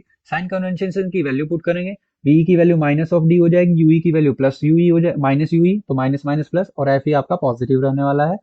इस इक्वेशन में वी से दोनों साइड क्या करेंगे, मल्टीप्लाई करेंगे। मल्टीप्लाई करने के बाद हमारा वी की वैल्यू को हम क्या पुट कर देंगे, डी पुट कर देंगे, और वी अपॉन यू जो आ रहा है हमारे पास, वो कितना आ रहा है, एम ई। हमने इक्वेशन ऊपर बनाई थी एम ई वाली, जो कि V upon U. M E की वैल्यू कितनी आ जाएगी सॉल्व करके, 1 upon 1 plus D upon F E. M E की वैल्यू और एम नॉट की वैल्यू को हम इक्वेशन फर्स्ट में पुट करेंगे, जो कि हमारा रिलेशन को ची आ जाएगा। तो magnifying power of compound microscope इतनी आ जाएगी जब हमारा इमेज और ऑब्जेक्ट दोनों के दोनों कहाँ होंगे, least distance of distinct vision पे। m equals to V not upon U nought bracket में 1 plus D upon F E. इसका दूसरा केस आता है जब इमेज कहाँ लाई कर रही होगी, इन्फिनिटी पे लाई कर रही होगी, तो exactly m equals to M nought upon M E, तो वहीं से प्रूव करना है जितना पहले कराया था। एम नॉट की वैल्यू कितनी हो जाएगी, V not upon U not, और एम ई की वैल्यू कितनी हो जाएगी, V upon U E. Lens equation लगाएंगे तो लेंस इक्वेशन आ जाएगी। इस बार इमेज कहाँ बन रही है, इन्फिनिटी पे बन रही है, तो 1 upon infinity, object left side है तो माइनस साइन आ जाएगा, माइनस माइनस प्लस हो जाएगा। जो इक्वेशन आई है हम इसमें क्या कर देंगे, वी से दोनों साइड मल्टीप्लाई कर देंगे। वी अपॉन यू को हम क्या लिखेंगे, एम ई, तो हमारा कितना आ जाएगा, वी अपॉन, और वी को हम क्या पुट कर सकते हैं, least distance of distinction D put कर सकते हैं। तो जो एम ई की वैल्यू है और एम नॉट की वैल्यू दोबारा से हम इक्वेशन में पुट कर देंगे कैपिटल एम वाली, और हमारा रिलेशन ये आ जाएगा। तो लीस्ट डिस्टेंस ऑफ डिस्टिंक्ट वाले में 1 वाला फैक्टर भी ऐड हो रहा था इसके साथ में, और इस वाले केस में आपका 1 वाला फैक्टर कैंसिल आउट हो जाता है। तो कंपाउंड माइक्रोस्कोप यहाँ पे आपका खत्म हो जाता है। नेक्स्ट टॉपिक हमारा आता है, इसमें टेलीस्कोप आता है। टेलीस्कोप का यूज करते हैं डिस्टेंट ऑब्जेक्ट को देखने के लिए, क्लियरली देखने के लिए। हम डिस्टेंट ऑब्जेक्ट मतलब कि बहुत दूर होते हैं, जो हमारे स्पेस वगैरह में होते हैं, उन्हें देखने के लिए हम क्या करते हैं, टेलीस्कोप का यूज करते हैं। दो तरह के टेलीस्कोप होते हैं, एक एस्ट्रोनॉमिकल टेलीस्कोप होता है और दूसरा टेरेस्ट्रियल टेलीस्कोप होता है। एस्ट्रोनॉमिकल हम हेवनली बॉडीज को देखने के लिए यूज करते हैं, जो स्पेस में यूज करते हैं। टेरेस्ट्रियल हम क्या करते हैं, अर्थ पे कोई ऑब्जेक्ट बहुत दूर है उसे देखने के लिए यूज करते हैं। पढ़ेंगे कौन सा, एस्ट्रोनॉमिकल टेलीस्कोप को यूज करेंगे। इसमें भी क्या होता है, दो लेंस सिस्टम होता है, एक ट्यूब के अंदर होते हैं। The lens facing the object is called objective, और जो लेंस फेस कर रहा होगा आई पीस, आई लेंस आई को, वो आई पीस कहला जाता है। जो ऑब्जेक्टिव होगा उसका जो लेंस होगा उसका लार्ज अपार्चर होगा और लार्ज फोकल लेंथ होगी, और जो आई पीस होगा उसका स्मॉल अपार्चर और शॉर्ट फोकल लेंथ। ऑब्जेक्टिव का large aperture large focal length, और आई पीस का शॉर्ट अपार्चर और शॉर्ट फोकल लेंथ। पहला केस में पढ़ते हैं when final image is formed at least distance of distinct vision पे। डायग्राम आपका ये है, ऑब्जेक्ट कहाँ है हमारा, इन्फिनिटिव है, हेवनली बॉडी से बहुत दूर है, ऑब्जेक्ट हमारा इन्फिनिटिव है। तो ऑब्जेक्ट में मान लेते हैं एंगल कितना बना होगा, अल्फा, या वर्टिकल ऑपोजिट हो जाएगा अल्फा। इमेज जो एंगल बना रही होगी वो कितना बना रही होगी, बीटा बना रही होगी। मैग्नीफाइंग पावर की डेफिनेशन वही रहती है, it is defined as the ratio of angle subtended by the image, और इमेज कहाँ बन रही है, डी पे बन रही है, to the angle subtended by the object lie at infinity. बस यहाँ पे इमेज और ऑब्जेक्ट की सिचुएशन या पोजीशन डिफाइन करनी पड़ती है। तो angle subtended by the image at least distance of distinct vision to the angle subtended by object lying at infinity. Formula वही आ जाएगा, बीटा अपॉन अल्फा, स्मॉल होने की वजह से tan beta upon tan alpha. इन दोनों की वैल्यू पुट करेंगे, A dash C dash, A dash B dash से आपका ए डैश बी डैश क्या हो जाएगा, कैंसिल आउट हो जाएगा। बचेगा क्या आपका, ए डैश सी ऊपर चला जाएगा, ए डैश सी डैश नीचे आ जाएगा। ए डैश सी कितना है हमारा, एफ नॉट, और ए डैश सी डैश कितना है, minus of U sign convention से, तो कितना आ जाएगा, minus F not upon U E. Lens equation लगाएंगे, लेंस इक्वेशन हमारा फॉर्मूला ये होता है, साइन कन्वेंशन के बेसिस से वी की वैल्यू माइनस डी, यू की वैल्यू माइनस, तो पॉजिटिव हो जाएगी, ये आ जाएगा। दोनों साइड हम एफ नॉट से मल्टीप्लाई करेंगे, और हमारा जो एफ नॉट अपॉन यू ही वो किसके इक्वल आ रहा था, एम के इक्वल। एम इक्वल्स टू कितना था, minus F not upon U E. तो F not upon U E की वैल्यू कितनी हो जाएगी, माइनस एम, और एम की वैल्यू निकालने के लिए ये दो इधर आ जाएगा, एडजस्टमेंट कर देंगे, तो माइनस ऑफ ब्रैकेट में F not upon D plus F not upon F ई। इसमें से हम क्या कॉमन ले लेंगे, एफ नॉट अपॉन एफ ई को कॉमन ले लेंगे, तो रिलेशन हमारा ये आ जाएगा, M equals to minus F not upon F E bracket में one plus F E upon D आ जाएगा। और जब हमारी इमेज इन्फिनिटी पे लाई करी होगी, जिसे हम केस को क्या बोलते हैं, नॉर्मल एडजस्टमेंट बोलते हैं। मैग्नीफाइंग पावर की डेफिनेशन क्या होगी, angle subtended by the image to the angle subtended by object when both lie at infinity. Object भी इस बार इन्फिनिटी पे है और इमेज इस बार इन्फिनिटी पे है, तो वही बीटा अपॉन अल्फा हो जाएगा, tan beta upon tan alpha, दोनों की वैल्यू पुट करेंगे, सॉल्व करके हमारा क्या आ जाएगा answer, m equals to minus F E upon F nought. ये हमारा नॉर्मल एडजस्टमेंट में केस आ जाएगा। एक और टेलीस्कोप आता है हमारा रिफ्लेक्टिंग टाइप टेलीस्कोप, जिसे कैसिग्रेन टेलीस्कोप भी बोला जाता है। रिफ्लेक्टिंग टाइप टेलीस्कोप न्यूटन ने डिजाइन किया था, जो कि ड्रॉबैक्स को ओवरकम करता है किसके, रिफ्लेक्टिंग टाइप टेलीस्कोप की। रिफ्लेक्टिंग टाइप टेलीस्कोप में कुछ ड्रॉबैक्स आते हैं, जैसे क्रोमेटिक एब्रिएशन या स्फेरिकल एब्रिएशन वगैरह के आते हैं। ज्यादा बड़ा अपर्चर का लेंस नहीं बना सकते, उसमें भी दिक्कत आ जाती है। तो उसकी ड्रॉबैक्स को कम करने के लिए रिफ्लेक्टिंग टाइप टेलीस्कोप बनाया गया। इसमें एक सिंपल ट्यूब ली गई, बड़ी ट्यूब ली गई, जिसका एक एंड बिल्कुल क्या था, ओपन था। ऑब्जेक्टिव लेंस की जगह हमने क्या यूज करें यहाँ पे, ऑब्जेक्टिव की जगह कॉनकेव मिरर यूज करा गया है। लाइट बहुत दूर वाइडर पोर्शन खोला गया है इसमें, ताकि लाइट जितनी ज्यादा हो सके, लाइट गैदरिंग पावर बढ़ सके। इन्फिनिटी से लाइट आएंगी, पहले कॉनकेव मिरर पे जाएंगे, कॉनकेव मिरर पे जाने के बाद दूसरी ट्यूब पे पास आउट कराने से पहले हम इसे मिरर से पास कराएंगे। 45 डिग्री एंगल पे मिरर रखा होगा, उसे रिफ्लेक्ट करके दूसरी ट्यूब में जाएगी, और दूसरी ट्यूब के बाद हमें ये फेंट स्टार्स या बहुत दूर जो ऑब्जेक्ट्स होंगे वो दिखने शुरू होंगे। और माइन्यूट से माइन्यूट डिटेल को देखने के लिए इसका यूज करा जाता है। इसकी मैग्नीफाइंग पावर आपको डायरेक्टली याद करनी है, एम इक्वल्स टू क्या होता है, एफ नोट अपॉन एफ ई होता है। और अगर इसकी ब्राइटनेस रेशो निकालनी है, if D is the diameter of the objective, objective मतलब कॉनकेव मिरर का डायमीटर कितना मान के चलें, कैपिटल डी, और स्मॉल डी हमारा क्या है, डायमीटर ऑफ प्यूपिल है। तो जो ब्राइटनेस रेशियो आएगा वो कितना आएगा, capital D square upon small D square, brightness ratio इसका आ जाएगा। इसकी एडवांटेजेस क्या क्या होती हैं, image formed is free from chromatic aberration. एक तो क्रोमेटिक एब्रेशन को क्या करता है, फ्री करता है। क्रोमेटिक एब्रेशन मतलब कि ब्लर विजन, एक तरह से कह सकते हैं, ब्लर विजन को क्या करता है, थोड़ा कम करता है। स्फेरिकल एब्रेशन को भी मिनिमाइज करता है। स्फेरिकल एब्रेशन क्या होता है, जब लेंस हमारा अपर्चर ज्यादा बन जाता है, तो फोकल लेंथ क्या हो जाती है, जो मार्जिनल जो प्रिंसिपल एक्सिस के क्लोजली पैरेलल रेज होती हैं उनका फोकस अलग हो जाता है, और जो प्रिंसिपल एक्सिस से फार पैरेलल रेज होती हैं उनका फोकस अलग हो जाता है। तो एक ही लेंस में दो दो फोकस हो जाते हैं, जिसकी वजह से परफेक्टली इमेज नहीं बन पाती, उसे स्फेरिकल एब्रेशन बोला जाता है। तो उसे भी क्या करता है, मिनिमाइज, क्योंकि हमने ऑब्जेक्टिव की जगह कॉनकेव मिरर यूज किया है। और कॉनकेव मिरर के लार्ज अपर्चर हम इजिली बना सकते हैं, लेंस का हमारे लिए मुश्किल होता है। और लास्ट इसका आता है, जो रिफ्लेक्टिंग टाइप टेलीस्कोप है, रिजॉल्विंग पावर को भी हाई करता है। रिजॉल्विंग पावर मतलब कि दो ऑब्जेक्ट अगर बिल्कुल क्लोज ही रखे हैं तो उन्हें सेपरेट करके उनकी माइन्यूट डिटेल्स को बताएगा। ये आपका चैप्टर यहाँ पे फिनिश हो जाता है, ray optics. That's all for today. I hope आप सबको समझ में आया होगा। अगर किसी को क्वेरी है तो आप कमेंट सेक्शन में डाल दीजिएगा, मैं उसे रिजॉल्व करने की कोशिश करूंगा। दिस इज आशीर्वाद सैनी साइनिंग ऑफ।